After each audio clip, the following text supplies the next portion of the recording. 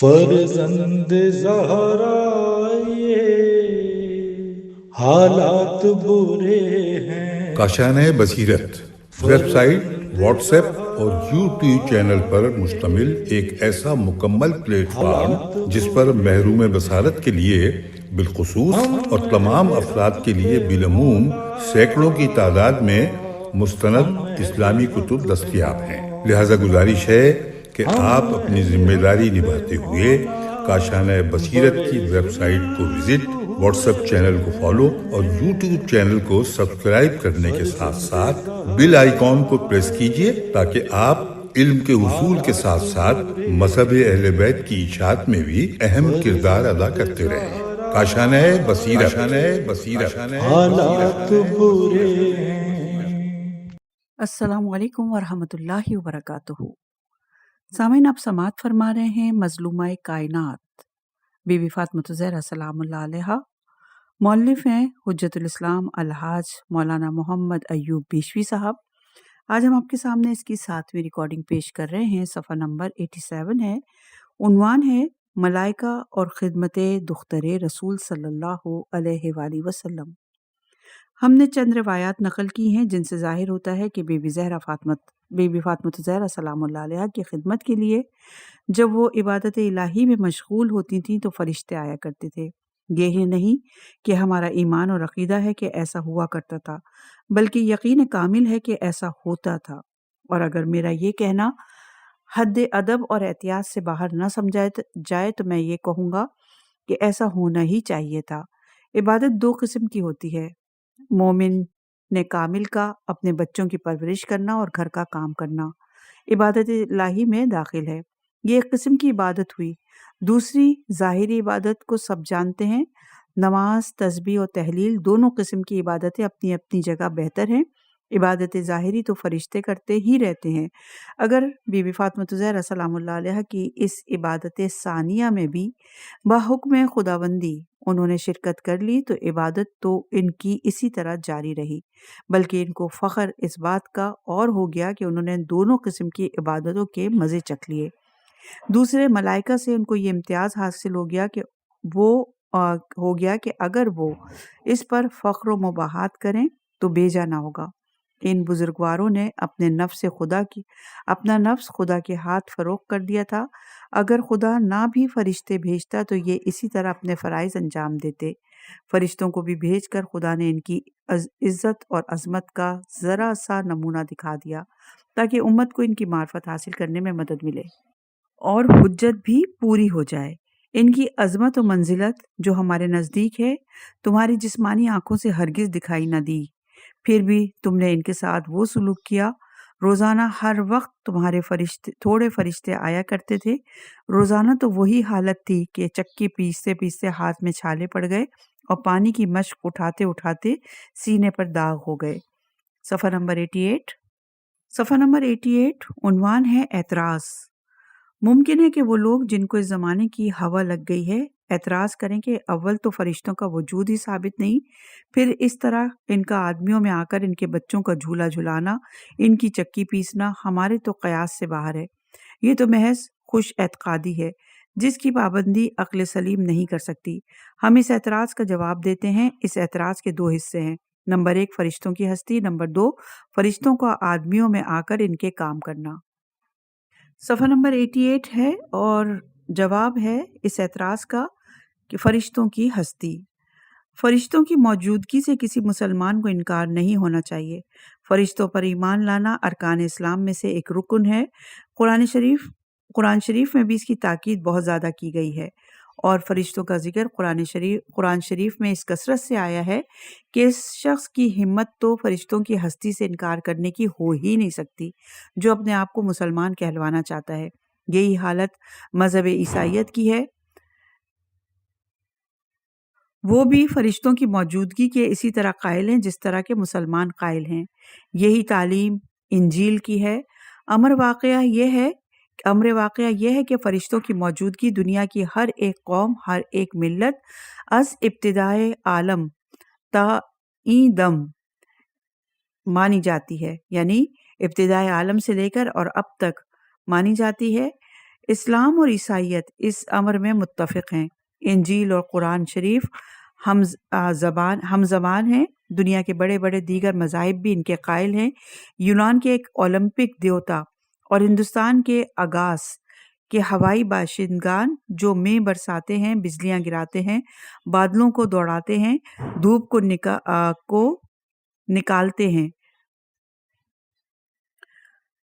نکالتے ہیں، چاندنی کو پھیلاتے ہیں، سب فرشتوں کے تخیل کی صورتیں ہیں۔ ایران کا قدیم مذہب جس کو تاریخ نے ہم تک پہنچایا ہے، زرتشت کا نکالا ہوا ہے۔ اس کے ماننے والے اب صرف کراچی اور بمبئی کے ارد گرد پائے جاتے ہیں اور پارسی مشہور ہیں۔ اس مذہب میں جس طرح بھی یہ خدا کا تخیل کر سکتے ہیں، اس کو مزادہ کہتے ہیں۔ گویا مزادہ پارسیوں یا زرتشتیوں کا خدا ہے۔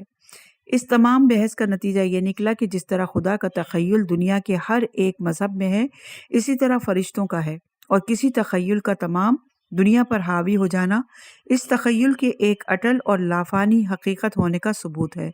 گویا جہاں تک مذاہب کا تعلق ہے، فرشتوں کی ہستی مسلم ہے اور ایک اٹل اور لافانی حقیقت ہے۔ صفحہ نمبر 89 ہے، عنوان ہے مذہب خلاف عقل، سائنس عین مطابق عقل ہے۔ لیکن اب ایک ایسا فرقہ بھی پیدا ہوا جو کسی مذہب کو نہیں مانتا، خدا کو نہیں مانتا، تو فرشتوں کو کیا مانے گا؟ اور اب اس فرقے کی تعداد میں روزانہ اضافہ ہو رہا ہے۔ یہ لوگ کہتے ہیں کہ مذہب اور سائنس ایک دوسرے کے مخالف ہیں، مذہب خلاف عقل ہے اور سائنس عین مطابق عقل ہے۔ جو خلاف عقل ہو وہ قبول کرنا حماقت ہے۔ ہم وہ بات مانیں گے جو سائنس جانتا ہے، جو سائنس مانتا ہے یا سائنس کہتا ہے۔ مذہب اور سائنس کی یہ جنگ اور جدل نہایت دلچسپ ہے۔ ہم یہ اس تخیل کی مختصر تاریخ لکھتے ہیں۔ یہ خیالات اگرچہ مذہب عیسائیت کے خلاف ہیں، لیکن ان لوگوں کا اور ان کے اس خیال کا باعث مذہب عیسائیت ہی ہے۔ وہ ہمیں بتاتے ہیں کہ کس طرح جب یورپ میں سائنس نے ابھرنا شروع کیا تو اس زمانے میں جو مذہب یورپ میں تھا، یعنی مذہب عیسائیت، اس میں اتنی خلاف عقل اور تہذیب باتیں داخل ہو گئی تھیں کہ اہل سائنس کا یہ نتیجہ نکالنا کہ مذہب خلاف عقل ہوتا ہے کوئی تعجب انگیز بات نہ تھی۔ مثلاً جادوگرنیوں کا قتل عام، ہر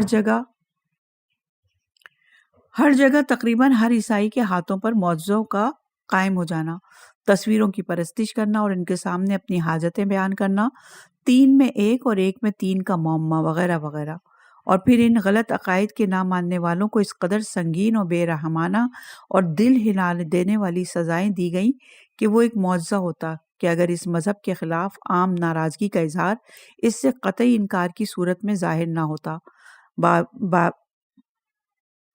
بائبل کے عہد عتیق میں جہاں بنی اسرائیل کے لیے خداوند تعالیٰ نے قوانین مقرر کیے ہیں اور حضرت موسیٰ علیہ السلام کو ان کے اجرا کا حکم دیا ہے، وہاں کئی جگہ یہ بھی حکم آیا کہ جادوگرنیوں کو یا جادوگروں کو جینے کا حق نہیں، وہ جہاں بھی ملے انہیں مار دو۔ 1500 سال تک یورپ کے پادریوں نے اس حکم پر نہایت سختی سے عمل کرایا۔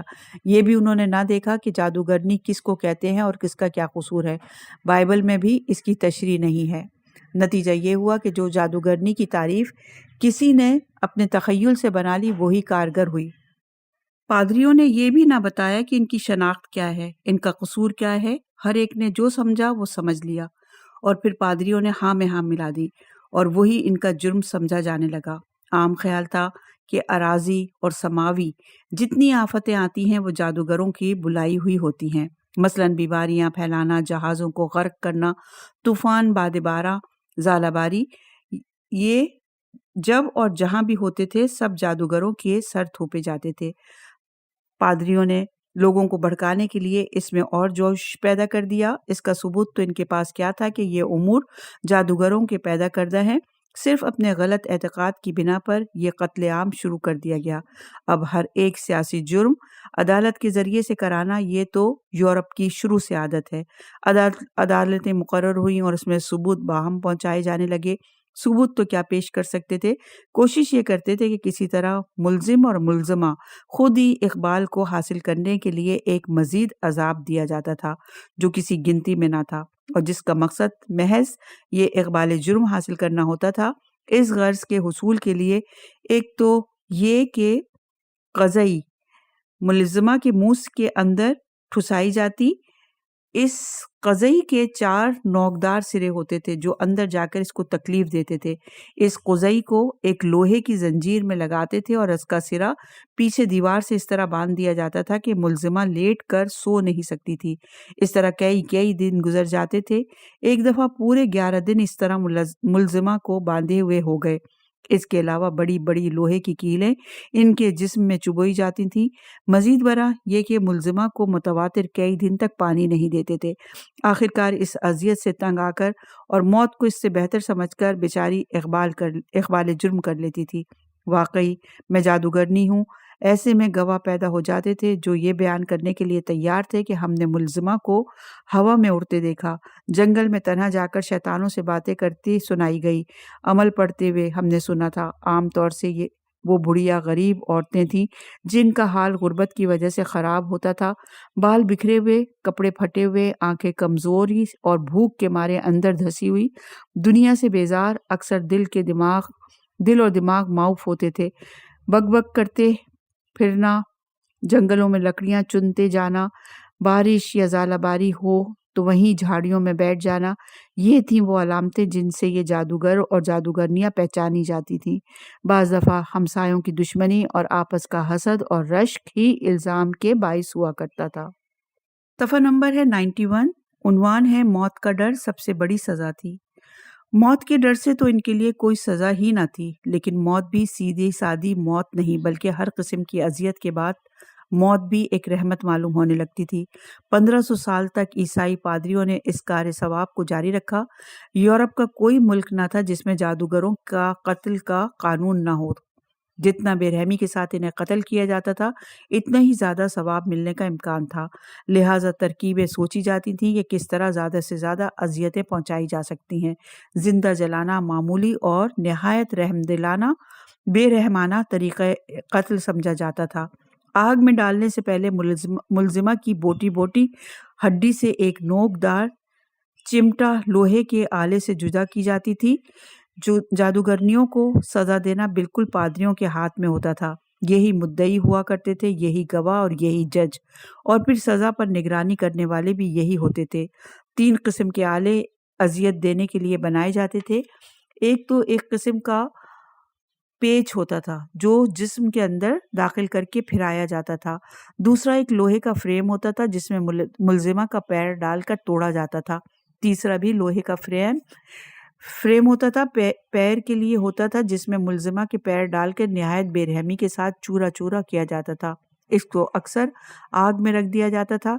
घंटों मुलज़िमान को इस तरह रखा जाता था कि आग के जलते जलते शोले मुलज़िमा के बदन पर लगाए जाते। इस तरह बाज़ दफ़ा 11 दिन बल्कि 14 दिन मुलज़िम इसमें रहते और रोज़ाना इनको एक अजियत दी जाती। बाज़ को ऊपर से कौड़े भी मारे जाते और इस सारे जुल्म का एहतमाम पादरियों के हाथ में थमाया जाता। पापा आज़म बार बार अहकाम सादिर करते थे कि जादूगरों को जिंदा छोड़ना खुदावंद ताला की तौहीन है। सफ़ा नंबर 92 है। उन्वान है बीमारियों के दफ़ा करने के कुछ असबाब होते हैं। जब साइंस ने तरक्की की और लोगों को बताया कि हर बीमारी और उसके दफ़ा के कुछ ना कुछ असबाब होते हैं, इन असबाब को तफसील से बयान किया। अनासिर की ताकतों और उनके फेल से लोगों को आगाह किया। तूफ़ान बाद-ए-बारा और ज़ालाबारी के कुदरती असबाब बताकर लोगों को कायल किया कि ये बेचारी बुढ़ियाएँ इन आफतों और बीमारियों की मौजिद और बाइस नहीं हो सकती थीं। तो लोगों की आंखें खुलने लगी। फिर उन्होंने मुड़कर गुजरी हुई 15 सदियों पर नज़र डाली और इस मज़हब की वजह से करोड़ों बेगुनाह इंसानों को इस अजियत और बहीमत के साथ कत्ल होते देखा। तो कुदरतन इनका पहला ख्याल तो ये हुआ कि मज़हब एक लादीनी चीज़ अक़ल का दुश्मन है। मज़हब एक लायानी चीज़ अक़ल का दुश्मन है। फिर मज़हब से इनकार इसका लाजमी नतीजा था। सफ़ा नंबर 92 है और उन्वान है मज़हब ईसाइयत से लोग नफ़रत करने लगे।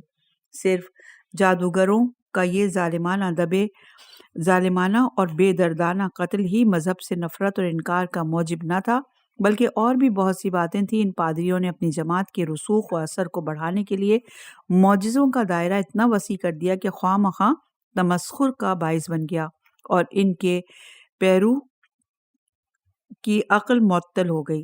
حضرت عیسیٰ علیہ السلام کے معجزے 2-3 ہی تھے اور شاذ و نادر زیر عمل آتے تھے۔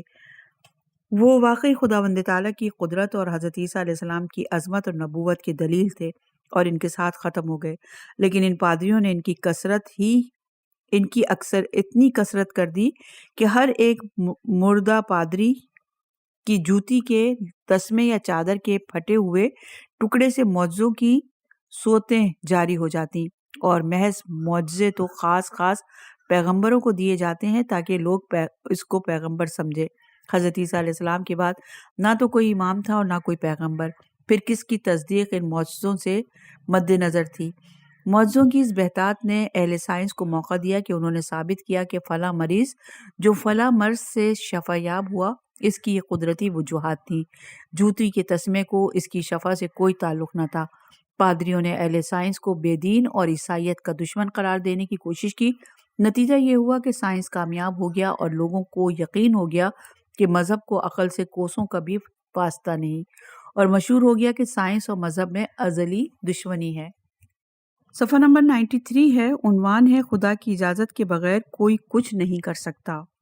قرآن شریف میں صرف صاف ذکر ہے کہ طوفان، باد باراں، ژالہ باری، بیماری، صحت، موت سب خدا کی طرف سے ہے، اور مصائب سے بچنے کے لیے ایک ہی طریقہ ہے کہ خدا سے توبہ اور استغفار اپنے گناہوں کی کرو۔ کسی میں کچھ طاقت نہیں کہ بغیر اذن خدا کوئی ضرر کسی کو پہنچا سکے۔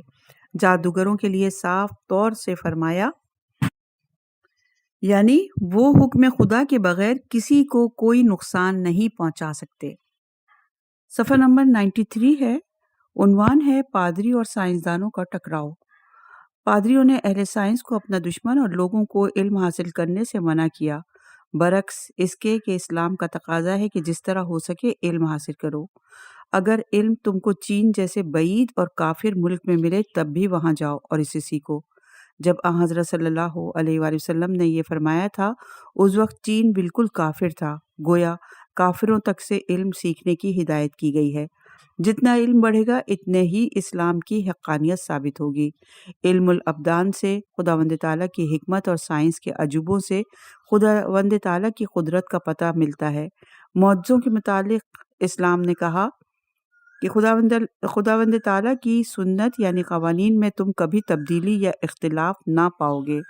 واقعات اپنے اسباب کے مطابق ظاہر ہو کر رہیں گے، بغیر سبب کے کوئی واقعہ نہ ہوگا۔ یہ ضروری ہے کہ اس سنت الہیہ میں سے ایک یہ بھی سنت ہے کہ صفحہ نمبر 94 اور عنوان خدا نے اسلام کو معجزات دیے۔ خداوند تعالیٰ نے اپنے پیغمبر اور رسول کو کچھ نشانیاں اور معجزے دے کر بھیجا تاکہ یہ لوگ یہ نہ کہہ سکیں کہ ہم فلاں پیغمبر کو نہ پہچان سکے۔ موسیٰ علیہ السلام کو عصا اور ید بیضا دیا گیا۔ عیسیٰ علیہ السلام کو بھی کئی نشانیاں دی گئیں اور ان کی ولادت ہی بڑی نشانی تھی۔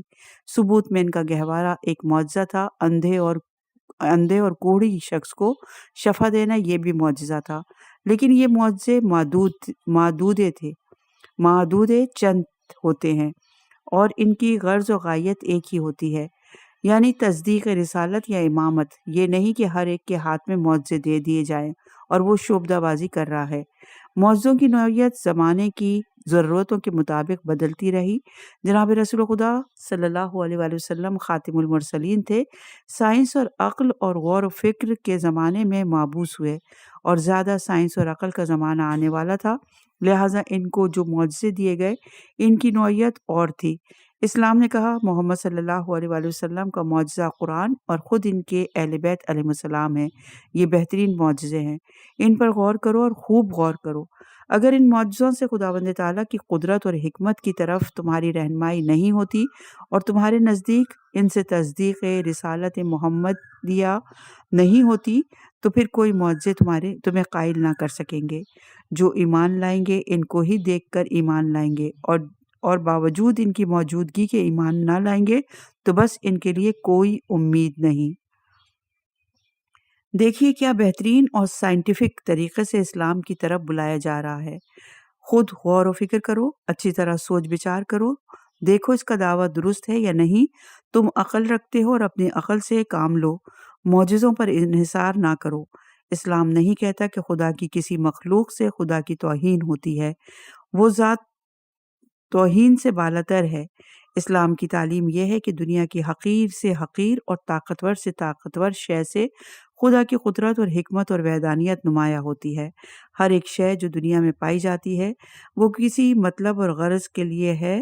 ہمیں یقین کامل ہے کہ اگر سائنس کو اپنی اٹھان کے زمانے میں اسلام سے پالا پڑتا اور اس زمانے میں یورپ میں عیسائیت کے بجائے اصلی اسلام ہوتا تو ایک دوسرے کا نہایت فراخ دلی سے خیر مقدم کر دے۔ سائنس کو یہ کہنے کا موقع نہ ملتا کہ مذہب کو عقل سے سروکار نہیں، اور مذہب کو یہ کہنا نہ پڑتا کہ سائنس دہریت اور لا مذہبیت کی تحریک ہے۔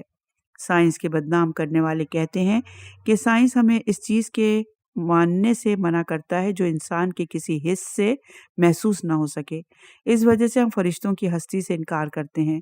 ہمارا تو خیال نہیں کہ سائنس یہ کہتا ہے، اگر کہتا ہے تو غلطی کرتا ہے۔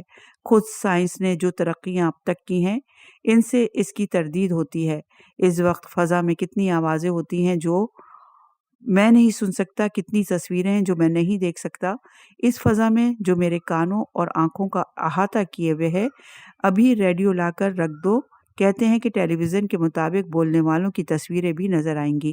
ریڈیو نکالا اور لگایا، پھر وہ ساری آوازیں محسوس نہ ہونے لگیں، تصویریں نظر آنے لگیں۔ سائنس کے اصول کے مطابق تو ان آوازوں اور تصویروں سے انکار کر دیتے، لیکن ریڈیو اور ٹیلی ویژن نے بچا لیا۔ صفحہ نمبر 95۔ عنوان: اہل سائنس خدا اور فرشتوں کے منکر نہیں۔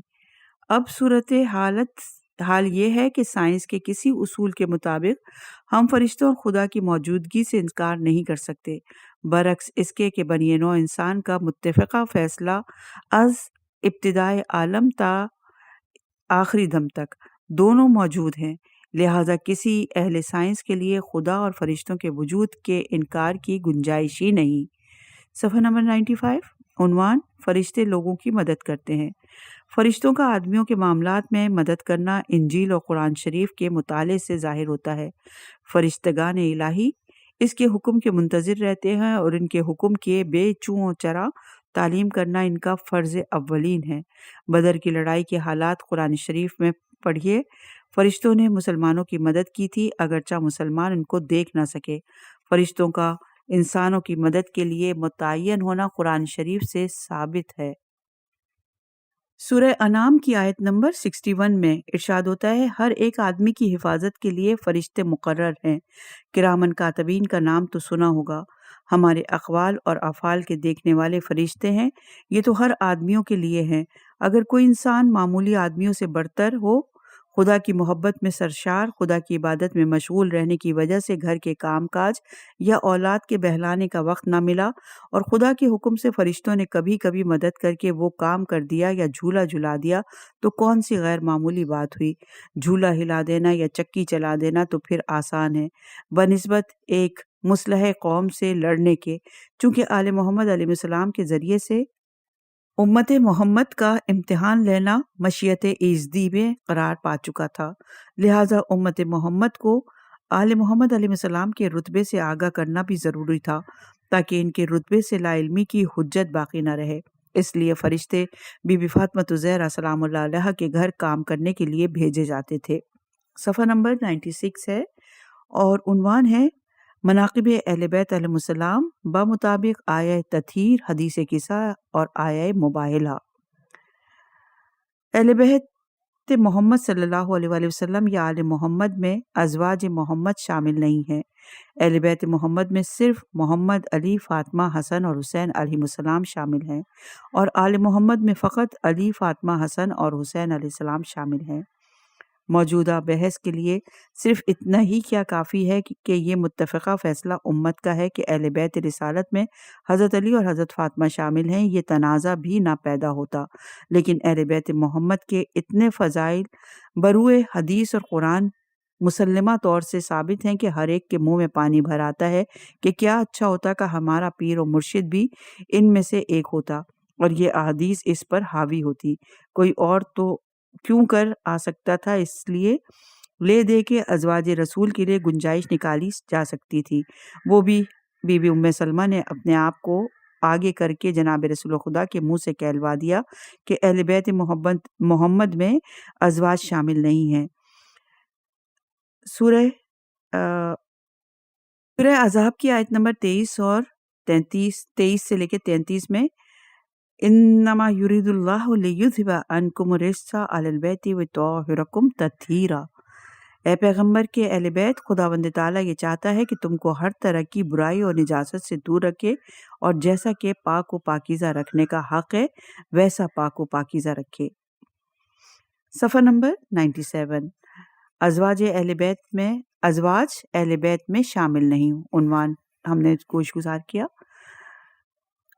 جمع البین الصحاح 7 میں رزین بن معاویہ اندلسی نے بخاری، مسلم، موطا، امام مالک، سنن ابی داؤد اور سجستانی، صحیح کبیر نسائی سے حدیث قصہ کو نقل کیا۔ وہ لکھتے ہیں، ام سلمہ فرماتی ہیں کہ آیت تطہیر میرے گھر میں نازل ہوئی تھی۔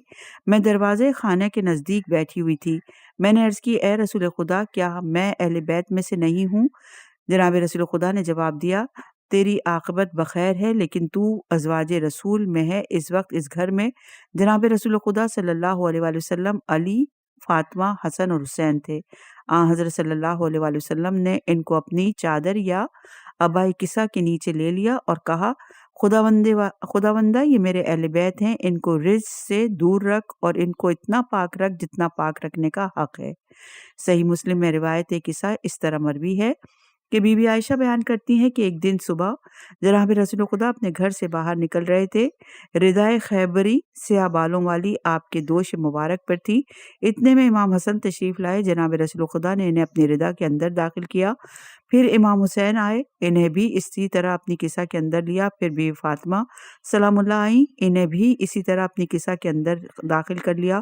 پھر علی آئے، انہیں بھی اس ردا میں داخل کر لیا۔ پھر اس کے بعد حضرت نے آیت تطہیر تلاوت فرمائی، اور یہ روایت صحیح مسلم جو کہ طباعت ہوئی مصر میں، کتاب فضائل صحابہ، باب فضائل اہل بیت، جز 7 میں، اور صفحہ نمبر ہے 130۔ حاکم نے مستدرک علی الصحیحین میں اس روایت کو کئی طرح سے بیان کیا۔ ہم اس کا لفظی ترجمہ اردو میں لکھتے ہیں، اسماء روایت ہم نے چھوڑ دیے ہیں۔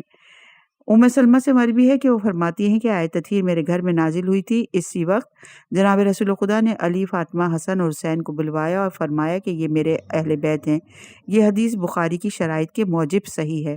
وائلہ بن ثقہ کہتے ہیں کہ میں حضرت علی علیہ السلام کے پاس ان کے گھر آیا، لیکن وہ گھر پر موجود نہ تھے۔ جناب فاطمہ سلام اللہ علیہ نے فرمایا، وہ تو جناب رسول خدا کی طرف گئے ہیں، کیونکہ جناب رسول خدا نے انہیں بلایا تھا۔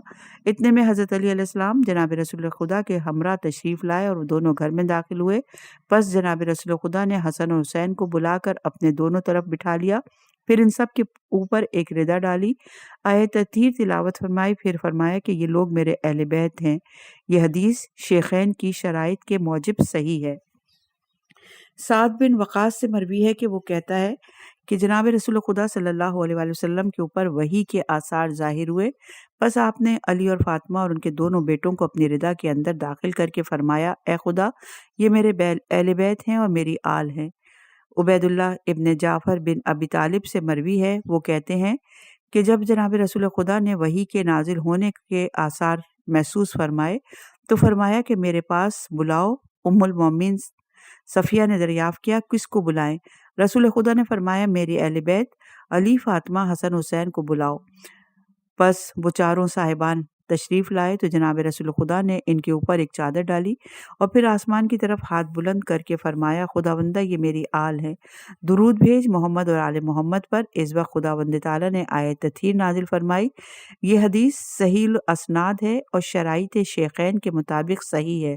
جناب رسول خدا صلی اللہ علیہ وآلہ وسلم نے اہل بیت پر اسی طرح صلوات بھیجنے کو فرمایا ہے جس طرح آل پر، اور یہ روایت ہے الحاکم مستدرک علی الصحیحین، جز 40 صفحہ نمبر 146۔ تمیمہ حدیث قصہ کے متعلق لکھتا ہے کہ اما حدیث القصہ فہوا صحیح रिवाये अहमद तिरमिजी मिन हदीस उम्मे सलमा व रिवाये मुस्लिम बिन सहिया बिन हदीस आयशा मिनहाज सुन्ना जुज़ 40 सफ़ा नंबर 4 में। यानी हदीस किस्सा सही है, इसको अहमद हम्बल और तिरमिजी ने उम्मे सलमा से और मुस्लिम ने अपनी सही में हज़रत आयशा से रिवायत की है। हदीस किस्सा की सेहत के सबूत के लिए कुछ हवाला जात हैं कि सही मुस्लिम, किताब फ़ज़ाइल सहाबा, मिनहाज सुन्ना, मसनद इमाम अहमद हम्बल और है जलालुद्दीन सयूती की किताब दारुल मंसूर, किताब अल इस्तिहाब, फिर मारफतुल असहाब जुज़ सानी, तर्जुमा किया है अली अबू दाऊद अल त्यासी, मसनद है जुज़ सामिन, इमाम मालिक की मोता, इमाम बग़वी की मसबीहुल सुन्ना और शियतुल लिल मआत जिल्द 4, सही तिरमिजी, अल हाकिम मुस्तदरक, यनाब मवद्दा और है अयून शिया जुज़ सानी सफ़ा नंबर 432 पर। हदीस किस्सा की सेहत की असनाद हमने किताब अहले सुन्नत से आपकी बयान की। इसी तरह इसकी तिलावत के फ़वाइद हम कुतुब शिया से भी नकल करते हैं। जनाब रसूल खुदा ने फ़ज़ाइल अहले बैत अलैहिस्सलाम को अपनी उम्मत पर वाज़े करने का हर तरह से एहतमाम किया है, लेकिन अफसोस कि दुनिया की वजहत और शैतान की उकसाहट ने अक्सर लोगों की तवज्जो उसकी तरफ मबजूल न होने दी। नोट मौलिफ की तरफ से है, चूँकि इसकी तिलावत के असरात और फ़वाइद का मुझको ज़ाती तौर पर तजुर्बा है, लिहाजा मैं चाहता हूँ कि सारे मोमिनीन और मोमनात पर इसको वाज़े कर दूँ। एक बहुत अहम अमर मैंने मतरूद और मुतवशिश था और एक दफ़ा मैं बहुत परेशान था और इस रंज व महन की घटा के छट जाने की तरफ से मैं बिल्कुल नाउम्मीद हो चुका था, क्योंकि कोई चाराकार ऐसा ना था कि मैंने ना किया हो, लेकिन कोई तदबीर कारगर ना हुई। मैंने हर शब जुमा इसकी तिलावत शुरू कर दी। अभी शायद 2-3 ही जुमे गुजरे होंगे कि मेरे रंज व गम के बादल हट गए और मतला साफ हो गया और मेरा मतलब और मकसद इसी के ज़रिए से पूरा हुआ कि मुझे इसका गुमान भी ना था। मैं अपने बरादरान मोमिनीन से इल्तिजा करता हूँ कि आप भी इस पर अमल करें। इंशाअल्लाह आपका गम खुशी में बदल जाएगा। यकीन और इत्मीनान शर्त है। वो लोग जिनकी अक़ल की जौलानी को ज़माने हाल की तहज़ीब ने लामहदूद बना दिया है, एतराज़ करेंगे कि इस हदीस में इतनी क्या बात थी, यानी हदीस किस्सा में, कि इसके ज़रिए से दुआ भी कबूल होने लगी और रहमत और करामत रब्बानी भी नाजिल होने लगी, रंज व गम और मसाइब की घटाएं भी उतर गईं, राहत और फ़रत नसीब हो गई, फ़रिश्ते इस्तग़फ़ार करने के लिए नीचे उतर आए, वग़ैरह वग़ैरह। लेकिन अगर हम ये साबित कर दें कि इस्लाम की सारी तक़रीब और मुसीबत की वजह ये हुई कि लोगों ने हदीस किस्सा को बावजूद इस एहतमाम के ना समझा, तो फिर तो ये एतराज़ बाकी रहेगा और इसकी अहमियत नुमायाँ हो जाएगी। सक़ीफ़ा बनी सादा खिलाफत नामौजू और वाक़े करबला की बिना इसी कम फहमी बल्कि नाफहमी में है। इस हदीस किस्सा से जिन उमूर के साबित होते हैं अच्छी तरह, वो ये है: नंबर 1, खुदा के नज़दीक पंजतन पाक का रुतबा और उनकी फजीलत। नंबर 2, इन बुजुर्गों का मासूम होना। नंबर 3, आयत तत्हीर का इन्हीं में मुनहसर होना। नंबर 4, हज़रत अली का रुतबा तमाम मखलूक़ात खुदावंदी से बड़ा होना। नंबर 5, पंजतन पाक का बाइसे ईजाद कायनात होना। सफ़ा नंबर 106 है। उन्वान है अहले बैत से मुँह फेरना बाइसे तबाही है।